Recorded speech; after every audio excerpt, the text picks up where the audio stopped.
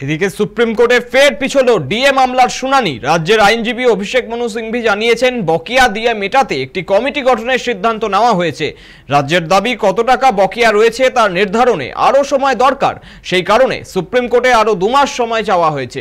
তবে বিচারপতি সঞ্জয় কারোল ও প্রশান্ত মিশ্রের বেঞ্চ রাজ্যকে এখনই অতিরিক্ত সময় দেয়নি। শুনানির পরবর্তী দিন ধার্য হয়েছে আগামী মঙ্গলবার। আদালত জানিয়েছে, মামলাটির জাতীয় গুরুত্ব রয়েছে, তাই বিস্তারিত শুনানি হবে। এর আগে আদালতের নির্দেশ ছিল 27 জুনের মধ্যে রাজ্য সরকারকে বকেয়া ডিএর 25% মেটাতে হবে, কিন্তু সেই নির্দেশ মানা হয়নি। এই প্রেক্ষিতে রাজ্য সরকারি কর্মচারী সংগঠন ক্ষোভ প্রকাশ করে জানিয়েছে, রাজ্য সরকার ইচ্ছাকৃত বিলম্ব করছে এবং বিভ্রান্তি ছড়াচ্ছে। সংগঠনের দাবি, রাজ্যের কাছে সমস্ত তথ্য থাকা সত্ত্বেও এখন অজুহাত খোঁজা হচ্ছে। এদিকে মামলাকারীদের পক্ষে আইনজীবী বিকাশ রঞ্জন ভট্টাচার্য রাজ্যের বিরুদ্ধে আদালতের নির্দেশ অমান্যের অভিযোগ তুলেছেন।